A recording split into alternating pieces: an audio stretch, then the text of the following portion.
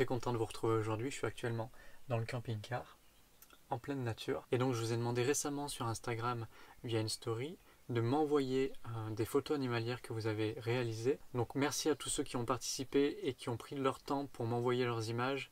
Vous avez été plus de 25 à m'envoyer des mails.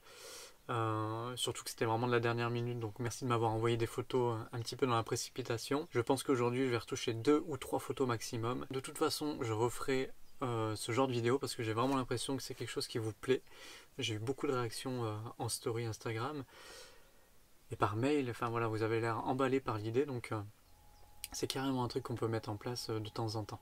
Évidemment, j'ai regardé toutes vos photos, tous vos mails. Je ne peux pas répondre à tout le monde, donc je le fais ici en vidéo. Merci à chacun d'entre vous d'avoir pris sur votre temps personnel pour m'envoyer ces images. Et désolé si vous n'avez pas été sélectionné pour la vidéo. Alors juste un petit rappel, c'est pas du tout un concours. Il s'agit simplement de passer un bon moment ensemble. Je ne suis en aucun cas juge de vos images. Je ne suis pas du tout un professionnel de la retouche photo. L'idée, c'est juste de passer un bon moment, voir un petit peu ce qu'on peut faire. Et puis ce que je trouve intéressant, c'est que vu que ce ne sont pas mes images, eh ben, je vais un petit peu laisser libre cours à mon imagination. Parce que souvent, moi, quand je retouche mes photos, ce qui se passe, c'est que j'essaie de me rapprocher en post-production, donc en retouche, de ce qui s'est passé, de ce que j'ai vu sur le terrain par rapport aux ambiances, etc. Et là, étant donné que les photos sont pas de moi, je vais pouvoir m'amuser un petit peu plus et me permettre certaines choses que je ne fais sans doute pas d'habitude. Donc pour cette vidéo, on se retrouve de nouveau sur le logiciel Luminar Neo de Skylum. Donc personnellement, moi c'est un logiciel que j'aime bien utiliser. On a souvent le droit de nouvelles mises à jour. Amélioration après amélioration, je me rends compte que c'est un logiciel que j'aime beaucoup utiliser. Donc là on est sur la version 1.9.0. Donc la dernière en date, on est le 28 avril. Et je crois que la dernière mise à jour date d'hier. Donc voilà, on est sur la toute dernière version de Luminar Neo. Donc on commence avec une photographie que j'aime beaucoup. Donc la photographie de Esteban Vasley. Je suis désolé si j'écorche vos noms et prénoms. Donc Esteban Vasley a réalisé cette photographie qui pour moi est une grive litorne. Je suis vraiment pas du tout ornithologue, mais si quelqu'un passe par là peut me confirmer que c'est bien une grive, ce serait chouette. Donc cette photographie a été réalisée avec un Canon EOS 1300D en février 2023. Donc en ce début d'année. J'ai sélectionné cette photo parce que j'aime beaucoup la composition. On voit que c'est une photo prise en hiver, déjà parce que il y a très peu de feuilles sur les branches, sur l'arbre. Et puis il y a un ton un peu froid comme ça qui ressort de cette image. Il y a très peu de retouches à faire d'après moi parce que cette photo est déjà très belle. Peut-être lui donner un peu plus de luminosité, de clarté. Enfin voilà, en tout cas c'est ce que j'aurais fait moi sur cette image. Le cadrage me convient parce que je sais pas, on va voir. De toute façon, je vais vraiment y aller au feeling en fait. Ok, on se prend pas la tête et puis je fais un peu comme ça vient. Mais je pense que je vais laisser le cadrage comme il est. Donc avant d'aller plus loin, Esteban, je sais plus si tu m'as laissé ton compte Insta, mais si c'est le cas, je le mets ici sur le côté. Vous pouvez aller jeter un œil au travail d'Esteban et sur son compte Instagram. Quoi qu'il en soit, merci pour ta participation. Allez, donc c'est parti, je me lance. Donc je commence avec l'onglet développement. Donc d'après moi, on va lui donner un peu de peps. Bon, je crois que c'est un JPEG, donc de toute façon, je vais pas pouvoir aller trop loin au niveau de la dynamique. Le format JPEG nous permet un petit peu moins de faire de retouches qu'un format RAW. Quelque chose comme ça. Baisser un tout petit peu les hautes lumières pour essayer de rattraper un peu de détails sur le ventre de la grive. Les ombres, je ne vais pas y toucher. Je vais quand même regarder au cadrage, voir s'il y a quelque chose qui pourrait me plaire autrement. Après, je vais taper un peu trop dedans là. Ça pourrait être sympa, quelque chose comme ça. On a les fruits un petit peu tout autour de lui, on isole un peu. Voyons voir. Ah, je suis pas sûr. Je suis pas sûr. Non, je préfère comme ça. Le cadrage d'origine me convient très bien. Ça me fait penser, je rebondis, Avant sur Luminar Neo, il fallait passer sur l'onglet modification pour annuler certaines de nos actions. Et donc là, avec la dernière mise à jour, ils ont bien mis la fonction annuler rétablir qu'on retrouve sur pas mal de logiciels qu'on connaît. Donc ça, c'est plutôt chouette qu'ils aient mis ça en place. Donc le cadrage, moi je le laisse comme ça. J'ai bien envie d'intervenir sur les couleurs un petit peu. Alors pas grand chose, hein. Cette image a vraiment pas beaucoup besoin d'être retouchée. Pas tant en termes de saturation, pas sur l'ensemble en tout cas. J'ai peut-être envie de baisser un tout petit peu la saturation sur les rouges, parce qu'ils prennent quand même pas mal de place sur la photographie, mais c'est vraiment... ça se joue à rien. Et quant à l'oiseau, j'ai envie de lui donner un petit peu plus de place. Donc je viens booster un tout petit peu les oranges qu'on retrouve sur son plumage et sur son bec, mais c'est vraiment pas grand chose, hein. On peut lui donner une ambiance un peu plus froide. De base, on est donc comme ça. Déjà suffisamment en fait, hein. Mais voilà, c'est toujours trouver l'équilibre pour que ça reste agréable à regarder sans déformer de trop la réalité. On va pouvoir travailler sans doute sur la netteté de la photographie. J'aimerais pouvoir rajouter un petit peu de contraste. Donc le contraste sur les tons moyens. Je pense aux alentours de 10, ça me paraît cohérent. Voilà, donc déjà, la photographie d'Esteban comme il me l'a envoyé, et les petites retouches qu'on vient de faire. C'est très léger, mais c'est suffisant pour que la photo soit un peu plus agréable à regarder. J'ai pas envie d'aller beaucoup plus loin sur la retouche en elle-même, si ce n'est de lui donner un peu plus de peps, un peu plus de piqué. Donc pour ça, je vais utiliser l'onglet netteté renforcée, qui est géré par intelligence artificielle. En général, ça fonctionne bien, donc j'ai pas peur de l'utiliser. Là, on n'a pas besoin d'aller très loin, donc je mets ajustement inférieur. Voilà. Ça me paraît très très bien.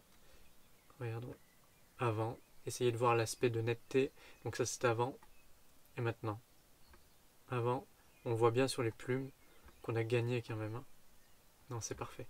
Moi je m'arrête là pour cette photographie. Ça me parle assez bien comme ça. Merci encore Esteban pour ta photographie et bravo à toi parce qu'elle est très jolie. On continue cette fois-ci avec une photographie de Vincent Bozio. Donc la photographie, c'est celle-ci. Elle est incroyable. J'aime beaucoup cette photographie. Donc ici, cette photo représente deux bœufs musqués dans une tempête de neige. On devine assez bien les conditions de prise de vue de cette photographie. On voit que les conditions étaient difficiles, qu'il y avait beaucoup de vent. On a l'impression que le bœuf musqué qui est ici à droite se met comme à l'abri en fait du bœuf musqué adulte à gauche. Je trouve qu'il y a beaucoup de choses qui se dégagent de cette photographie. J'aime beaucoup. Merci à toi Vincent de nous l'avoir partagé. Donc encore une fois, je vous mets ici l'Instagram de Vincent Bozio. Comme ça vous pourrez aller jeter un œil à ses photographies également. Donc ici, cette photographie a été réalisée avec un Sony A7 III, je pense. A7 III, ouais. Et un 200-600 de chez Sony également. Je réfléchis où c'est que j'ai envie d'amener cette photographie. Je pense que j'ai envie d'accentuer l'aspect tempête, blizzard. C'est ce qui me plaît dans cette photographie, avec l'attitude des animaux et cette prestance, ce charisme qui se dégage de ces animaux. J'ai eu la chance de les photographier il y a bientôt 2 ans en Norvège, et le bœuf musqué est un animal absolument incroyable à voir. Donc j'ai beaucoup d'émotions quand je vois cette image. Donc de nouveau ici, la première chose que j'ai envie de faire, c'est de lui donner un petit peu plus de luminosité. Je veux pas aller trop loin parce que sinon on va avoir un voile un peu trop important et c'est pas ce voile là qui m'intéresse. Je vois que quand je baisse les hautes lumières, on peut deviner ici quelques taches de capteur qu'on va essayer de supprimer tout de suite.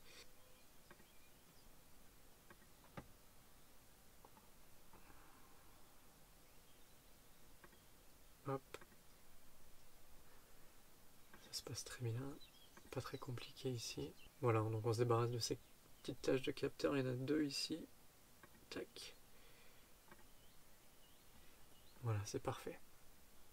Allez, revenons. Donc on peut donner un peu de dynamisme en travaillant sur les noirs. Cette photographie est magnifique. Donc là je viens faire l'inverse finalement pour va faire ressortir la neige et cet aspect de tempête. Donc un bref aperçu avant, après. En fait, on n'a ni plus ni moins rajouté un peu de contraste pour le moment. On peut aussi jouer, comme sur la photo précédente, sur l'ambiance de la photographie, je veux dire par là, par la température. Tout de suite, si on va vers la gauche, un peu plus vers les bleus, et ben ça représente dans notre esprit, bon, en tout cas dans le mien, une ambiance un peu plus froide, un peu plus glaciale. Et c'est complètement dans le thème, a priori. -10, -9, ça me paraît cohérent. Je vais rajouter encore un peu d'exposition, très peu. 0,20 ici. On est perdu un peu dans cette tempête avec eux. Je pense qu'on va pouvoir jouer un peu avec l'accentuation en intelligence artificielle. Là, je vais pousser un peu le curseur à 37. Voilà, ça fait un peu trop accentué, tout simplement. Ça fait un peu bizarre. Je pense que aux alentours de 15, quelque chose comme ça. Voilà, on récupère du détail dans les poils de l'animal, malgré la tempête. J'adore cette photographie. Je sais que je n'arrête pas de le dire, mais j'aurais aimé réaliser la même photographie, Vincent. Bravo à toi. On va pouvoir travailler avec l'onglet rééclairage, intelligence artificielle, pour peut-être donner un peu de dynamisme à l'avant-plan. Ouais, voilà, on voit que ça sélectionne vraiment l'avant-plan et puis même une partie des bœufs musqués. J'aime assez, il faut pas en abuser non plus. Là, si je reviens, ça se joue à rien, mais tout est question d'équilibre. Aux alentours de 20, c'est bien. Voilà, éclairage c'est bon. Atmosphère. Ok. Ouais, ça peut être intéressant. Mais on rajoute un effet de blanc de neige sur la partie supérieure des bœufs musqués. Comme ça, j'aime beaucoup. Vous voyez vraiment la différence? Là, c'est sans rien. Regardez sur la partie supérieure. Donc, aux alentours de 60, ça me paraît bien. 65. Ouais, j'aime bien. On n'a pas regardé au cadrage. Il peut y avoir quelque chose d'intéressant en faisant juste comme ça. Vous voyez ce que je veux dire?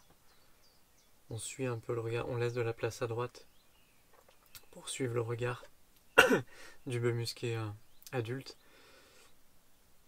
Bon, c'est des codes qui marchent bien en général en photo, que je vais sans doute utiliser ici. Pas sûr.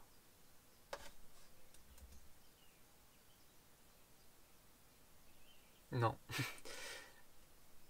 Et parfois, je pense qu'il ne faut pas hésiter non plus à casser les codes. Donc, enfin, je sais pas ce que vous en pensez, mais... Non, moi je préfère comme ça. C'est propre à chacun, hein. Il n'y a pas vraiment de règles. Effectivement, il y a des codes qui marchent bien, mais qu'on n'est pas forcé de respecter, enfin, d'après moi. Je le répète, je suis pas du tout professionnel de la retouche photo, donc je dis peut-être beaucoup de bêtises, c'est bien possible. J'ai juste envie d'essayer quelque chose. L'onglet spectaculaire vient vraiment appuyer l'aspect tempête. Avant, après. Je vais en mettre un petit peu, mais pas de trop. Voilà. Avant, après. Pour moi, c'est ok. Je m'arrête là pour cette retouche. Et donc, on va terminer avec une photographie qui est de Benoît Herman. Merci beaucoup, Benoît, pour m'avoir envoyé cette photographie. Elle est absolument incroyable. Bravo à toi. Tu l'as réalisée avec un Nikon D5500 et une optique 70-300. Nikon également. En donnant les prénoms comme je l'ai fait sur chaque photographie, je me rends compte que j'ai eu très peu de participation féminine. Donc pour les filles qui regardent cette vidéo, je vais refaire des vidéos comme ça. Essayer de rester à l'affût sur les réseaux sociaux, sur Instagram, et dans la mesure où c'est possible, eh bien participer, parce que ça mettra en avant le travail de photographe féminine, et c'est chouette aussi d'avoir un petit peu des deux. Donc je disais que cette photographie est signée de Benoît Herman. Donc elle représente un brocard dans une forêt, juste dans un écrin de lumière. J'aime beaucoup l'ambiance qui s'en dégage. Alors j'ai envie de me lâcher un petit peu sur cette photo, on va accentuer vraiment. En fait, on va terminer d'amener cette photographie là où elle est presque en fait, hein, c'est-à-dire qu'on va essayer de boucher encore un petit peu les ombres et garder que l'animal. J'en ai quelques-unes des comme ça sur mon Instagram où à la prise de vue il y a tellement un contraste fort entre le sujet et le fond qu'on se retrouve avec l'animal sur un fond noir. Je dois avouer que j'aime assez bien ces photos, donc je sais vers quoi je vais aller sur cette retouche. Avant de commencer, je vais juste vous laisser sur le côté le compte Instagram de Benoît. J'espère que tu me l'as laissé, Benoît. Ok, je ne vais pas toucher à l'exposition globale. Donc là, on est sur un RAW. Vous allez voir à quel point c'est incroyable de travailler sur du RAW. Donc là, on est sur l'exposition globale, comme a été prise la photographie. Et en RAW, on peut récupérer, regardez ça. C'est incroyable, hein? Une toute autre ambiance, une toute autre photographie même. Hein. Qu'est-ce que j'ai dit? C'est quoi comme boîtier? D5500. Pourtant, c'est un boîtier plutôt grand public. Et on a une dynamique que je trouve assez incroyable. Regardez ça. Nous, on va plutôt intervenir dans ce sens-là. Je pense qu'il va falloir créer un masque, c'est-à-dire de venir intervenir sur des zones un peu plus précises que juste baisser les ombres parce que là, je perds trop de détails. On a un peu cramé sur les bois très légèrement, peut-être un petit peu comme ça. C'est moins facile de récupérer du détail dans les hautes lumières. Ok, on va peut-être pouvoir utiliser l'onglet rééclairage. On va créer un masque avec un pinceau. Donc là, tout ce qui apparaît en rouge, c'est sur quoi on va intervenir.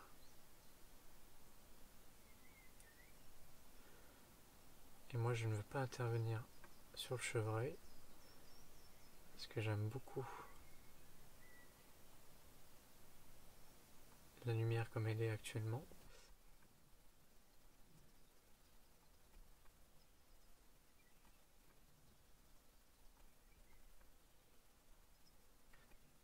J'essaie d'être relativement précis pour que ce soit convaincant. Prendre son temps quand on fait de la retouche.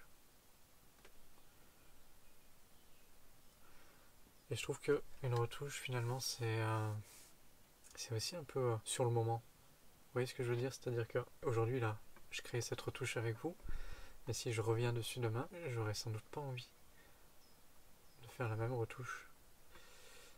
En tout cas, ça m'arrive assez souvent de revenir sur une retouche et me dire mais pourquoi j'ai fait ça? Bizarre. C'est assez en fonction de l'humeur, je sais pas trop comment expliquer ça.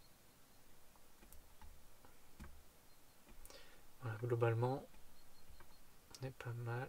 Là, on va pouvoir intervenir uniquement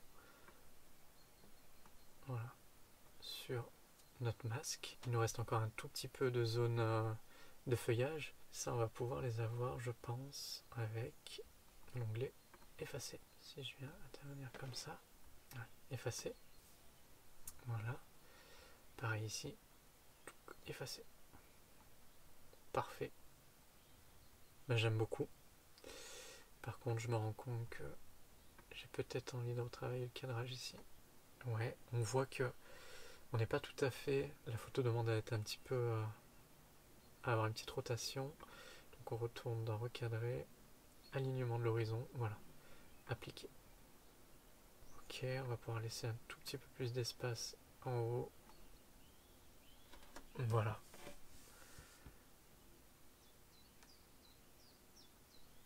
C'est également une photographie que j'aime beaucoup, une retouche qui est intéressante.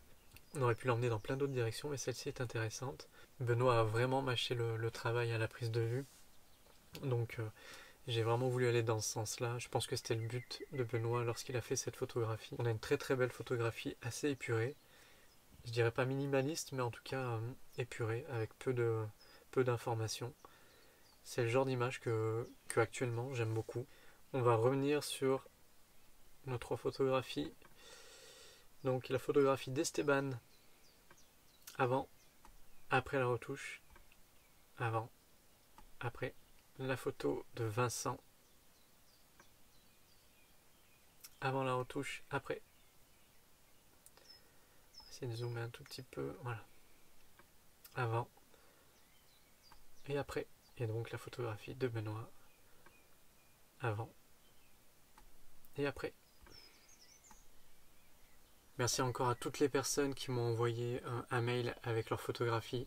Je le répète, mais j'ai tout regardé, chacune de vos photographies, je vous ai lu. Merci, merci beaucoup. Je vous laisse en description les comptes Instagram donc de Benoît, Vincent et Esteban. Je vous mets également en description un lien pour vous procurer le logiciel Luminar. Donc vous avez moins 10% avec le code promo White Forest. Donc n'hésitez pas, si vous aviez prévu de vous procurer le logiciel, ce serait dommage de passer à côté des 10% de réduction. C'est la fin de cette vidéo. Venez me rejoindre sur Instagram, donc Wild Forest Photography. Je sais aussi qu'il y a un grand nombre d'entre vous qui ne sont pas abonnés à ma chaîne YouTube. Donc c'est très simple, vous avez juste à cliquer sur ma petite tête qui apparaît quelque part ici sur la vidéo. Et de cette manière, vous ne raterez plus aucune de mes vidéos. En attendant la prochaine vidéo, je vous dis à très bientôt et prenez bien soin de vous. Bye.